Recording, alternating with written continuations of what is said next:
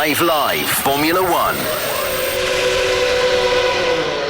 Hello and welcome to the Checkered Flag podcast ahead of the Italian Grand Prix at Monza, one that we all love. I'm Jenny Gow. Alongside me will be Harry Benjamin, our F1 commentator, and Beck Clancy, editor-in-chief at Autosport. We will also hear from Andrew Benson. Don't worry, our F1 correspondent. We've got something special lined up for you, as this is a special race. It's one that brings back memories of old as well. It's been on the calendar and a racetrack for 101 years, almost as long as Harry Benjamin's been doing this job. Harry, you bring such a pedigree to this role. Just tell us about Monza and why it's so special, because it is special, isn't it? You're too kind, Jenny Gow. I actually meant that in the kindest way, and it came out really sarcastically, and I'm really sorry. That's okay. I'll take it. What I mean is, you're very good at this job. Clip that up, producer Joe. Thanks. Tell us about Monza. Monza, the Autodromo Nazionale Monza. See, he's got all the lingo. It's like you were born Italian. Honestly. It's an old school track, as you say. I mean, they don't use it anymore, of course, but you can still see the old school banking that they used to have. It's one of the oldest circuits on the calendar, actually built back in 1922. Been on the calendar since Formula One first began, really. And this year, though, it's slightly changed up. They've resurfaced the entire track for the first time in a very long time, which has changed some of the characteristics of it. But it is high speed, so you're going to be seeing skinny wings, fronts, and especially that rear wing as well, as a lot of teams will bring new parts to reflect the circuit-specific needs. With a high-speed track, you're getting up to 350 kilometers an hour. With that comes a huge demand on braking as well. So you often see a lot of lockups, a lot of people going deep. There is runoff, but there is gravel as well. So it's got a nice mixture of that sort of more modern track that we're seeing, where you can run wide and get away with it in terms of not going into the gravel, but go too far, as we have seen time and time again, especially around the final corner into the Parabolica. Gravel awaits you, so does the wall. It's a tough track, it's a fast track, and usually it produces some good racing, but it is, of course, surrounded by the Tifosi. And the Tifosi brings something very special to this race. And Ferrari can sometimes turn up and win. Are they likely to do that this weekend, Beck?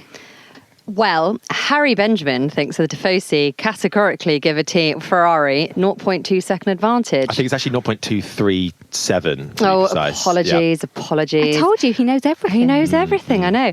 Well, I would love to say yes. I have been lucky enough to be at Monza for a Ferrari win, and it is still one of the highlights of my F1 career. Absolutely amazing. The fans here, the Tifosi, they are utterly incredible, knowledgeable, passionate. They really do bring this place alive over the weekend. They fill the grandstands from early Friday through late Sunday. It is absolutely amazing. I hope they're not listening as I say this, because I think Ferrari are not going to be winning here. I'm so sorry. I would love to be wrong. My feeling at the moment is that it looks like it will be McLaren. And McLaren are turning the tide. Norris, fresh off the back of his second career win, didn't party all night, apparently, after winning at Zandvoort. He now has a 70-point gap in the championship between him and Max Verstappen. He just had dinner, went home, had a quiet night, and you can feel something is changing, Harry. And this is what we're all excited about. This is why you're tuned into the Checkered Flag podcast, because the tide is turning. It is. The game face has got to be on Lando Norris now till the end of the season. He has got to go out and win every single race, really. He's got a car that I think is more than capable of doing that. He has to still cut out some of the issues on lap one. Much better in Zandvoort, but he still lost the lead from pole position. McLaren still have an inherent issue with their starts. How much of that is driver? How much of that is down to the car? We don't exactly know. But either way, it's something they're quite worried about going forward. At the moment, all round, they are the strongest car on track. Red Bull, got to be careful in saying that they haven't completely fallen off the cliff, but they have stagnated, and they are, trying to figure out how they can claw back the advantage they once had, because right now they are the hunters and McLaren are the hunted, and that is a fantastic news for the championship drivers and constructors. And for Norris, the first time he's ever been in the hunt for multiple wins on the regular, and he's got to showcase that he is now that driver that we all think he is, ready to step up and fight weekend in, weekend out.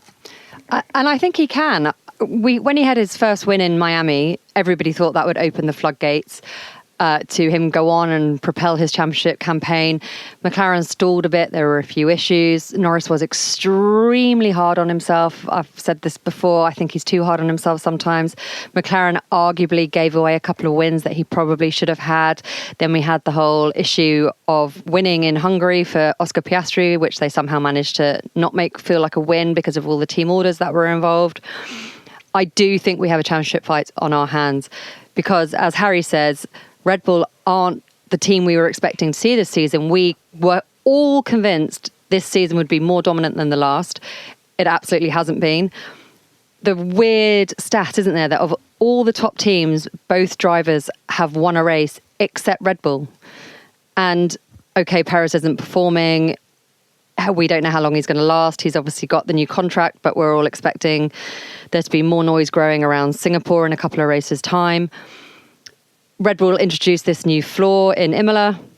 That hasn't worked out. This weekend, they're trialling what they're calling a Frankenstein floor. It's the old floor mixed in with the bits of the upgrade floor that they know work, and they've meshed it all together and they're hoping for the best. Verstappen's still moaning about the balance of the car, and he just doesn't seem very comfortable in it. And Verstappen isn't one of those drivers who needs the car to be perfect. He very much lives in the camp of Alonso and Hamilton, who you give them a, cardboard box and they'd probably still put it on pole sort of thing. Other drivers need it to be finely tuned to them. Verstappen isn't one of those drivers. So the car doesn't need to be perfect for him. We've seen that many, many times in the past. But even he's complaining, and that's unusual because he wants a competitive car. He wants to win his 4th World Championship, but something isn't quite sitting right there for him. Well, I can tell you Lando Norris faced the media and got asked the same question time and time again. A lot of the drivers get this, but I think every journalist probably asked him what his title hopes were, including our beloved Tom Clarkson. It's not something you can just question now. I think I answered it in every single interview I did last week. So I'm not going to answer every single interview from now on. But we're pushing hard every weekend. Of course, our goal is to catch them both. And especially from a constructor side, it looks a lot more doable than a driver's side. But I'm doing my best. The team's doing their best. And that's all we can hope for. And tell us about this weekend. The downforce is coming off here. Do you expect the car to be as good in low downforce trim? Tough to say. I mean, if you kind of compare it a little bit more to Spa, probably. I think we're still pretty good there. Obviously, Red Bull were very quick there, but Red Bull have always been very good in Spa specifically. Here is a bit of a question mark. It was probably one of our worst races last year, mainly because I just sat behind Alex the whole race. But was genuinely one of our trickier races that we did last year. So we're not expecting to be probably as good as we were last weekend. That's for sure. We always knew we were going to be very good in Zandvoort, but a weekend where we're expecting good competition with all of our competitors. Well, we will hear from Max Verstappen, and a little bit later on, Andrew Benson will have an exclusive sit-down with Toto Wolff, and they'll talk all things Verstappen, Antonelli and Hamilton. But just listening to Lando Norris, does he have it within him to win this championship?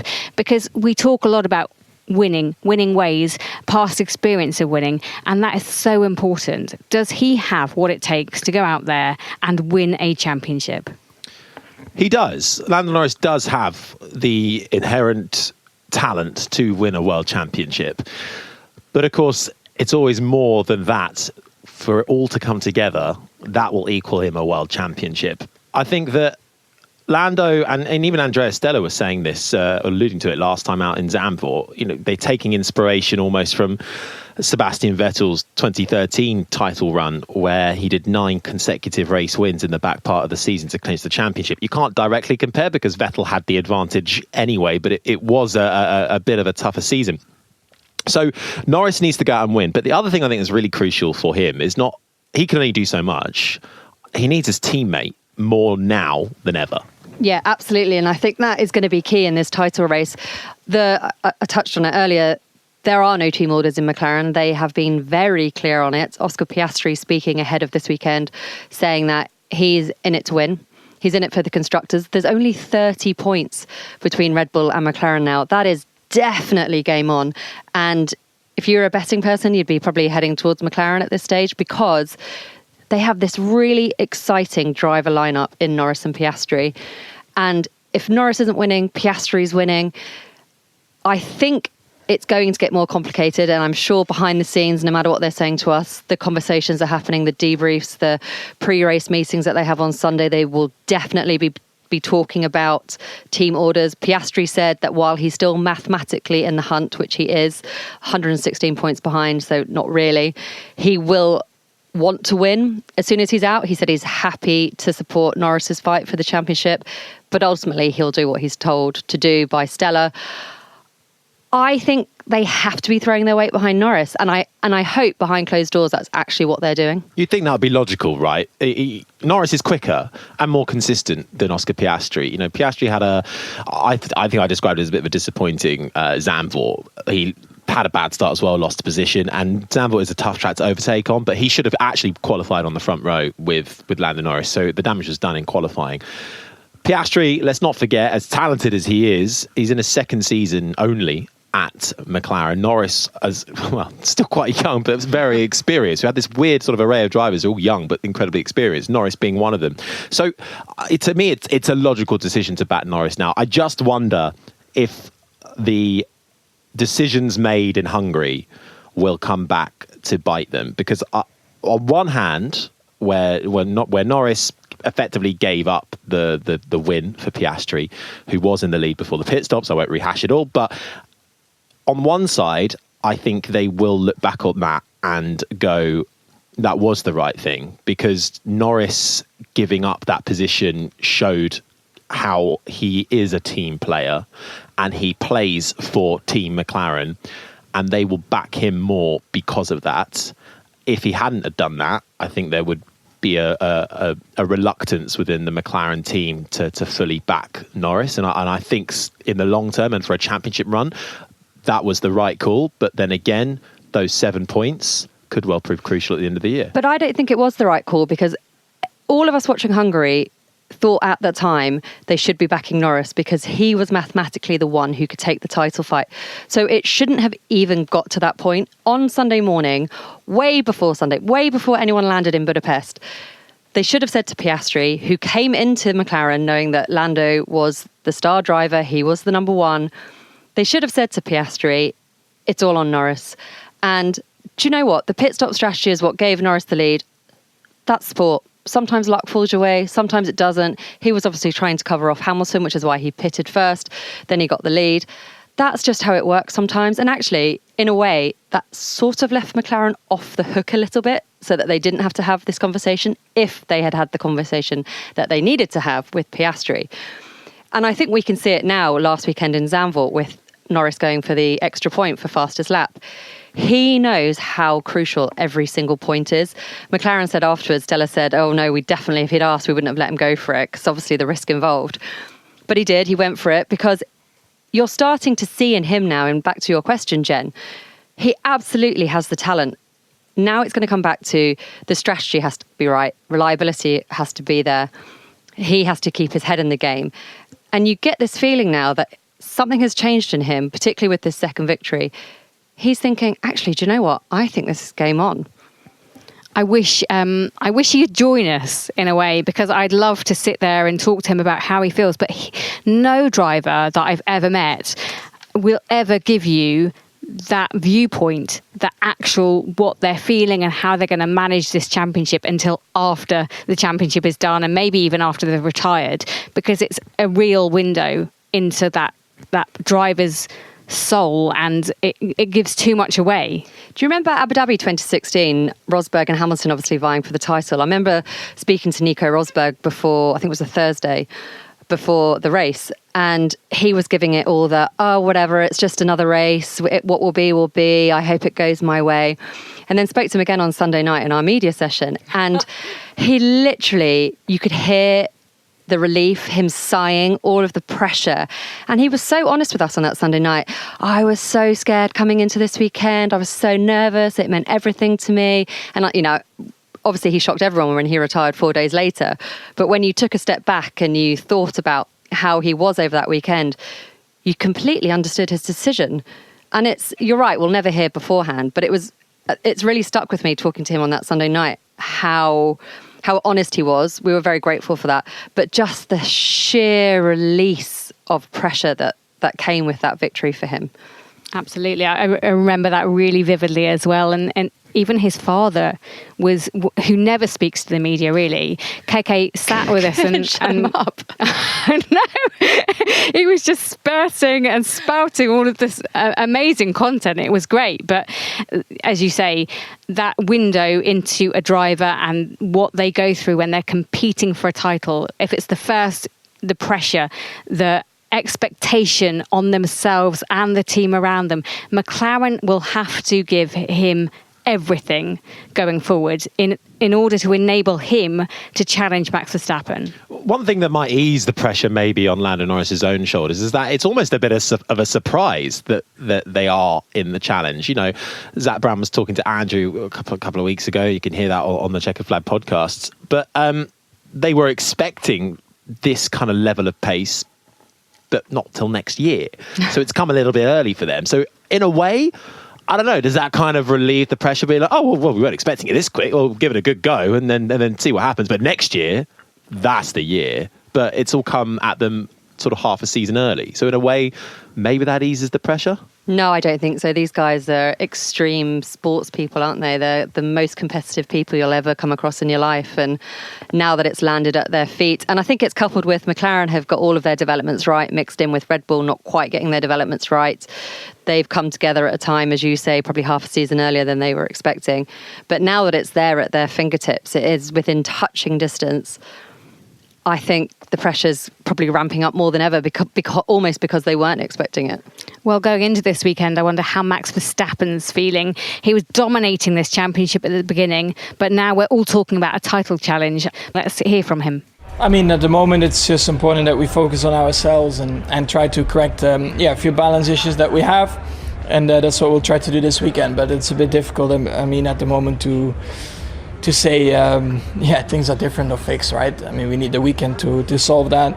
We have a few ideas, which we'll try. I mean, the track is also new with the tarmac and curbs and stuff, so also that we have to find out how the car responds to that. And I guess we'll see throughout the weekend how we'll go. And what about the challenge from Lando and McLaren? They're strong. I mean, there is no denying that, but we have to focus on ourselves. So focus on themselves. But I mean, we had a good discussion in Free Practice 1, which Andrew Benson joined us for. Have Red Bull fallen away? Have McLaren excelled? What's happened to make that shift possible? I think Red Bull have stagnated. I think that's the main crux of it. And as a result, we all say it all the time, the on-track action is one thing, but actually it's the off-track development race that ultimately is the biggest game changer of them all. And that's what's happened. McLaren, with the big upgrade that they first introduced, which was really a bit of an overhaul of the car back in Miami, and then the other one a few races ago, has seen them not only take the level forward, but then maintain small incremental gains to stay there. We've seen Ferrari take a step back for sure because they introduced an upgrade which created more problems. So is that a downgrade? Well, I'd say so. Whereas Red Bull just, Max Verstappen on a bad day is still finishing second in Zandvoort. So, the fact that is bad for him highlights just what level Red Bull are operating at. But of course, when you have gone from being one of the most dominant teams in recent history to now actually with competition, and let's not forget Mercedes on their day have made leaps forward too. So Red Bull have stagnated. There's talk of have they hit a ceiling when it comes to upgrades and development, because they were so far ahead of the game that really anything they bring now isn't actually bringing much. We know, as Beck said earlier, they're running different floors, the Franklin floors, to try and see if they can find anything different. A couple of tenths in this day and age of Formula One makes a massive difference. That can, for the back teams, that can jump you up a couple of places in the constructors if you get the leap on everybody. But it is so tight at the front. and Red Bull have stagnated. What's the reason for that?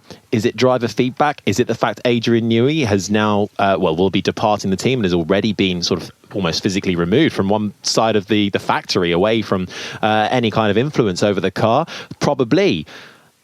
Naturally, you get a bit of compression in a regulation cycle as well, and everybody does start to naturally catch up. These are all factors that play into it.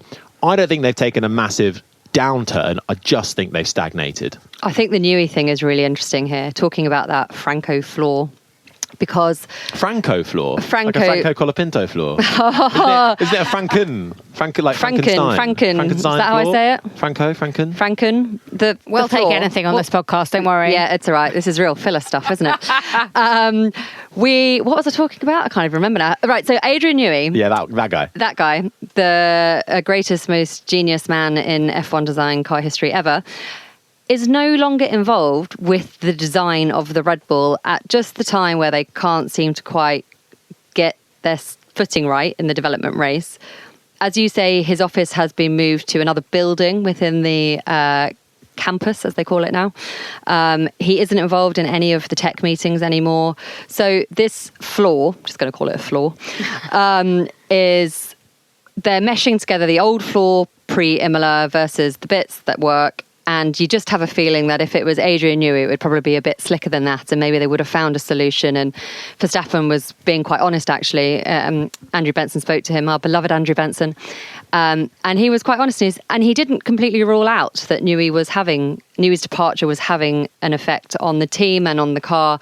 And also, not just even on the tech stuff. When someone like Adrian Newey leaves your team, how can that not affect everybody involved? And they have Pierre Vacher, obviously, who they say, Red Bull say, he's actually the one who's been mostly designing the car recently anyway, and he's obviously stepped up into that place. But it's hard to think how when you have this man who's won more championships than anyone else in F1 history, more than any other team, his departure is going to have an impact. Even if he hasn't physically left, he's gone. And they haven't won a race since Spain, round 10. And you look back, and honestly, I've got a little notebook, and I colour each square in that's a winning square and a pole position. And it's stark, isn't it? You look at the comparison all the way up till Spain, and then after Spain, no win for either of the drivers. So, yeah, a lot of questions being asked. We don't have all the answers, but you can definitely see some kind of links along the way that you could say are some of the answers to these questions posed. Let's move on to talk about Mercedes. They have been the talk of the town because they've been trialling out their newest recruit, which is Kimi Antonelli. He was in FP1 today, but we've spoken to Toto Wolff. Actually, Andrew Benson, of course, sat down with the Mercedes team principal, and he had open communication channels with Max Verstappen, and he's said that openly regarding a potential future with the team. And he also, in this amazing interview, recorded before the weekend's action, by the way, he spoke about Lewis Hamilton's decision to leave the team, about Kimi Antonelli and whether he would get that second Mercedes seat for 2025. But he started by discussing the team's return to competitiveness. We never lost the faith that we would eventually understand how we can extract more performance from these very special cars, ground effect cars. And in late spring, I would say around Shanghai and Monaco and Imola, we recognized that we probably weren't operating the car in the window that we should have been operating it. And so we changed that, and we saw some first moments of performance, and then all of the development in the factory obviously was steered in that direction, and this is the results we're seeing on track today. I mean, it sounds so simple when you put it like that, but obviously it took 2 years to get to that point. Why? Yeah, that's a good question. You would think that an organization like ours, so data-based with the very best people, would understand quickly, but as a matter of fact, Formula One is the pinnacle of motor racing. It's the most difficult sport because it's the interaction between man and machine, and the development is pure science. And sometimes after winning 8 consecutive titles, maybe there were patterns that we needed to change in way of extrapolating data and correlating data, and our competition is formidable. We knew it's never going to be easy, and I think it's clear no sports team in the world won every single championships they participated in, and the results weren't what we thought, but it's still a 3rd and a 2nd place in the World Championship in the last 2 years. So are you saying there was a kind of complacency or just an assurance that because of so much success, you hadn't realized how much you needed to change with the new rules? There's never one response to it. I don't see any complacency, and I haven't seen it in the team. Obviously, the end of 2021 was very difficult for all of us and took a time to digest. But it is science, it's physics and not mystics. And we simply got the technical bit of the car wrong. And we had the perfect storm because 2022 that was, because at the end of the year we won a race and we were quite dominant in Brazil, and everything pointed in the direction that we can stick to the concept or to the development that we did. And then obviously we found out in 23 that wasn't the case, and turning around such a ship, questioning everything, and that takes some time. How difficult was it? You mentioned 2021 there. How difficult was it for you to not be able to avenge, as I would believe you would see it, the injustice of that Abu Dhabi race? This sport is very honest. The stopwatch never lies. And we just weren't good enough in 2022. I was hoping that we would be coming back and beat them on track and therefore win Lewis's 8th championship, but it didn't happen. And that's the facts today. And you've got to acknowledge that. Now, obviously, Lewis Hamilton hasn't had a chance to avenge that defeat either. And his Mercedes story is going to end without that redemption. How does that feel for you and for him? You got to look at it from, let's say, a point maybe more detached than we do. He's the greatest Formula One driver of all time. He's beaten all the records, every single record. And I think there's this only one with World Championships where he's equal with Michael Schumacher, another great, if not among, with Lewis, the greatest driver. So it is what it is. And we can't change that. Would I have wanted to go the other way? Absolutely. Do I think that what happened in 2021 was anywhere near fair? No, it wasn't. But we can't turn back time, and there's worse things than losing a race or a championship. There's more drama in the world out there. Do you regret in any way that you held those negotiations through the summer of last year in that way? Because as I understand it, you were trying to get a short contract out of him. You 1 year basically. You compromised on a 1 year plus one. He activated the option, as you say. It seems like, okay, he's taken the opportunity, but it also seems like maybe he saw that as some kind of betrayal. I don't know. So you might be able to comment on that. In hindsight, do you wish you'd done something differently? No, I think we did it. We decided as a team for that, and we were always very transparent with Lewis. And the good thing with him is he is able to put himself in your position and understood where we were coming from. And in that respect, there is no bad feelings. There's no betrayal. I think it was also for the good of him to change. I think this was the longest run between a driver and the team. I think it was 12 years overall, if I'm right. And maybe he needed to, in a way, change and reinvent himself. Being a driver for Ferrari is super prestigious. Maybe for us as a team also, it is important to emancipate ourselves and go in a different direction. So all of these things happen for a reason. And I think why he decided to do that move, I can completely understand. Did you need to do it in such a way? I mean, it's been related to the situation with Max Verstappen. You didn't want to lose out on a super talent again in the way that you had in 2014. But it was actually a very different situation in the sense that Verstappen wasn't under contract to you, and he chose to go to Red Bull because they offered him a race seat and you didn't, primarily. In this case, you already had Andrea Kimi Antonelli under contract. What was the need to do it this way and not just wait? Because it's not like someone could have taken him away from you.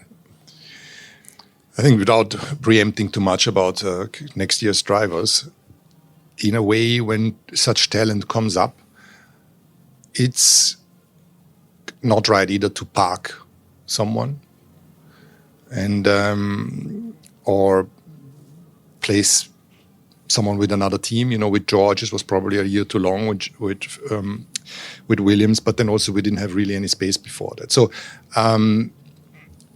let's see what happens. But in a way, I think we took the right decision. So are you convinced then, should you choose to take Antonelli, as it seems that you probably will, everyone seems to think you are, everything seems to be pointing in that direction, that he's going to be ready for Formula One next year?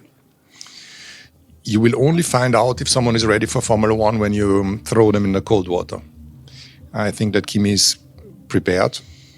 We're doing the utmost to give him testing days. He's scored well in junior formulas in karting, one of the most outstanding race records. And then he just needs to swim. We're not sitting with him in the car. He needs to do it. He has the talent, he has the intelligence, the ability, all of it to do it well. And we need to provide an environment. If he was in the car, he can learn and develop. But clearly, with young drivers, they make mistakes and they have to learn it sometimes the hard way. And all of that we would expect if we put him in a car. Now, all this year, there's been talk about Max Verstappen. As we discussed, it sounds like you're going to go a different way now. How serious were your talks with Max Verstappen and his management team, Jos Verstappen and Raymond Vermeulen?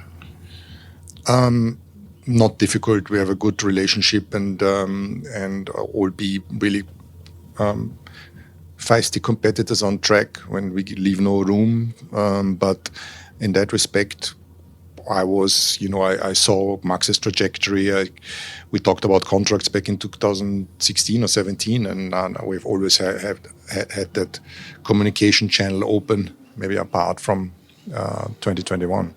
And in that respect, we always had discussions and conversations and chats, but nothing that would make us sign a document or so. Did you think at one point there was a chance you could get him for next year? And what was that chance based on? Was it to do with the disruption around the allegations against Christian Horner this year? Is that what's unsettled Verstappen? It was that there was not zero opportunity. I think it was a long shot. Red Bull was the dominant car at the beginning of the season, and that changed a bit. I think it's Max Verstappen dominant at the moment. And the relationships were dysfunctional. I'm not sure they're in a great place yet, or back in a great place, but it is what it is. So there was a moment, or there was the opportunity, and at least having conversations of what it could be in the future. And this is what we did. So how have you left it? 2026? Could he join you in 2026? Much too early. I think for the benefit of our drivers for next year, I don't want to have any conversation about 26 or beyond, because I would very much hope that the current lineup or the 2025 lineup will be the lineup going forward. Have you agreed to revisit it at least with Max and Jos?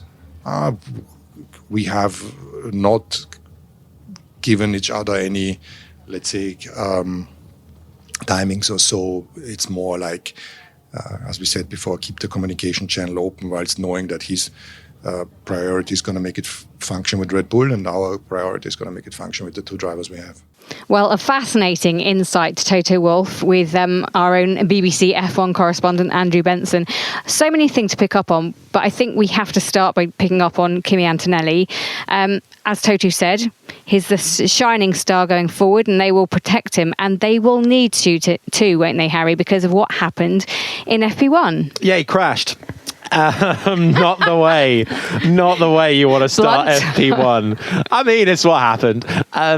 He'd just gone fastest, and then Hamilton beat his lap time, and then Antonelli again on a push lap into the final corner of the right-hander Parabolica, lost the rear, skidded into the gravel. Nothing he could do after that. Into the wall he went, and the car not quite torn into a million pieces, but certainly the front nose hanging off, the rear taking an impact, and the side as well. So not what Kimi Antonelli needed, giving all the hype that is around him, not only from within Mercedes, as we heard from Toto Wolff, but as a consequence from everybody around him. Even all the junior teams he's worked with have nothing but positive things to say about Antonelli. Just 18 years old, won in Italian F4 4, Formula Regional, the step up after that, skipped out Formula 3, that's how highly rated he was, into Formula 2 at the start of this season. Rough start for both him and Behrman as the team was struggling to get to grips with the new Formula 2 car that's been implemented this year.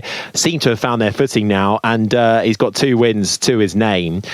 And I think that even despite the crash, okay, not ideal, I think he's got a support system around him. I don't think Mercedes and Toto Wolff, they almost have a duty of care to him, really, not only for the amount that they've spoken about Antonelli, for the man he is potentially replacing, Lewis Hamilton, for the environment that he is being shoved into at just 18 years old. There is, I think, a lot of care and shielding going on around him.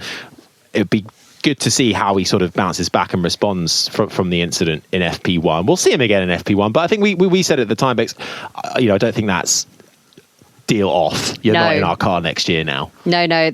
Mercedes have poured a lot of money and faith into Antonelli. Benny's piece is very good on the website, and in it he makes the point that Antonelli, you have to go back to the days when Verstappen was coming through the ranks, and Toto Wolff was desperate to get his hands on Verstappen, but at that time he couldn't offer Verstappen a seat, and in the end he lost out to the Red Bull stable because they could give him the Toro Rosso as it was then. He's very keen to not do that again with Antonelli, and it was interesting in that interview hearing him say about how Russell probably stayed a year too long at Williams, and that wasn't ideal. And actually you can also argue that the reason Lewis Hamilton's off to Ferrari is because Wolff was so desperate not to repeat the mistakes of the past that he only wanted to give Hamilton a 1-year contract. In the end, they agreed on what's known as a 1+1, which just means it's a 2-year break clause, a 2-year contract with a 1-year break clause, or however you want to word it. Hamilton then went to his dear old friend Fred Vasseur, team principal at Ferrari, and said, actually, I want more commitment than that. And Mercedes weren't willing to give it to him because they wanted Antonelli. So it was very unfortunate that the young Italian crashed this morning. He was pushing too hard. He'll be the first one to be annoyed with himself. It happens. Lewis Hamilton crashed in 2007 in pre-season testing for McLaren. It's not the end of his career. It is very much just the start of his career. Wasn't the best start, but he'll live and learn from it. And what will be really telling is, how he bounces back from it within the team, how he approaches them, how much does it affect his confidence or not. He's also dovetailing that FP1 outing with Formula 2 at the moment. And actually, as we record, they're going qualifying. So to jump into that kind of car, still being filled with confidence, be interesting to see how that pans out. If he acts like it hasn't fazed him, he pushed too much, it is what it is, people crash all the time in Formula 1, then I think almost that kind of elevates his performance in a way, because he crashed in the wall, but it's how you bounce back from that at 18 years old with just the one FP1 experience behind you. And Mercedes will look after him. You heard Toto say that. And they will look after him when they unveil him as their new driver for Mercedes, taking over from Lewis Hamilton, which, Beck, is still expected to happen imminently, if not by the time you've listened to this podcast. But producer Joe can work that out. Yeah, we think Antonelli's Italian. We're in Italy for the F1 this weekend. There was a feeling that was quite a good comms marketing opportunity. It may end up being next week, so don't read too much into it if it doesn't actually happen this weekend. But yeah, it's. I mean, let's be honest. If you were listening in Zandvoort last weekend, Toto Wolff, I think, mentioned it twice to the dismay of his PR team. So it's basically all confirmed anyway. But we will get it in black and white very soon. Perfect. Last point we need to make is another new face in F1 and in FP1, because Franco Colapinto is now an F1 driver for Williams. He is. Franco Colapinto. What a name as well. And what a call up. Who'd have thought that? I don't think we saw that coming. And in a way, I'm really excited by Colapinto. I've commentated on him back in the day in Formula 3. And look, he's not one of those drivers that has caught the glimpses of fans and gone, no, he's the champion in waiting. But he is fast. He is consistent. Williams and James Vowles have clearly seen something in him. He was already involved in their academy team. He's just 21 years old. That makes him the youngest driver on the grid as it currently stands from Buenos Aires. I think becomes the first Argentinian driver since 2001. So a long time since we've seen the flag of Argentina on the grid, which is really exciting. And you know what? I'm actually really pleased they went with Colapinto over a Liam Lawson, over a Mick Schumacher. Schumacher, they don't rate. I don't think anybody rates highly enough to put him back into a car. I wonder where you were going with that. I don't think anyone rates him. Well, they don't. They don't rate him. Don't. They don't, because look, I think he can drive a Formula One car fairly fast, but he's inconsistent and he crashes. So a lot. Where's the gain over Sargent on that front? There isn't one. Liam Lawson, okay, there is an automatic gain there, but clearly Red Bull were willing to give him up completely just in case they need him back to replace either Perez or Ricciardo. And I also think Williams having to deal with Red Bull and all the saga that goes on there, would they really want to do that? Probably not. And when you you are investing money into a driver academy program, what better way to reward it and to show faith in your driver to give him one of the most valuable seats in Formula One? There are only 20 seats, and Franco Colapinto, who started his first season of Formula 2 at the beginning of this year, now finds himself with the prospect of 9 Formula 1 races to showcase to the world what he can do, with kind of half pressure off, because he's not in the running for a seat at Williams next year. That's going to Carlos Sainz. So he can only do good in my eyes, and I think this is actually I'm all for it. Great shout to have Colapinto in the seat. Yeah, I completely agree with Harry. Unexpected, but the right choice, I would say. He's a really interesting character as well, because he moved to, well, we all know motorsport's still very European, so he moved from Buenos Aires to Italy when he was 14. Apparently, he learned Italian off his mechanics, so I'm not sure how clean it is. And then he's learned English, so a very, very impressive young man, and who has now got the call up. He's got 9 races to fight for his F1 future. If he can impress, he may well get another call up. It's likely he'll probably go back to F2 next season and compete. He's out of the championship running in F2 at the moment. So that's why it also makes sense to give him a go. You look at the decision, I mean, Vowles was quite brutal in his sacking of Sargent, saying it wasn't really fair to keep him and basically putting him through the drama of an F1 weekend because he just crashed all the time. He said Mick Schumacher was good but not special. Colapinto is a good choice, unknown, which in a way takes off a bit of pressure, I think, because he came from nowhere. You know, we were talking about Antonelli. Everyone's talking about him, absolutely everyone. And then we saw what that pressure did this morning when he crashed in Parabolica. Colapinto, he went out, wasn't a particularly great FP1, but actually he took the right approach. He's taking a while to get his eye in. He's got 9 races. He doesn't just have one FP1 session. So that was actually quite a wise move by Colapinto, I thought.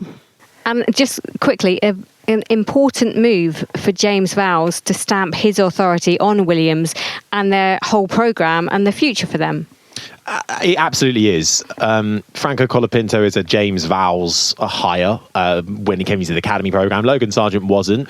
And as you say, he really tried with Sargent, but it wasn't until Zandvoort, which we all think, why would you sack a driver after the first race back from the summer break? Has he broke a car into a million pieces and set it on fire? But I don't think that was obviously that was a big factor. You but I think cynic. But I think, having read a few quotes that James Vowles has come out with, it's the first time that Sargent had the equal car to Albon with the new upgrades on it, and he trawled through Sargent's data at the end of the race, and at no point was Sargent on pace with Albon, and simply finished too far back. And that at the end of the day is the straw that broke the camel's back in a fight for a single point for Williams being so vital. They need 2 drivers that could be capable of doing it and not burning quite literally millions of pounds in a free practice session.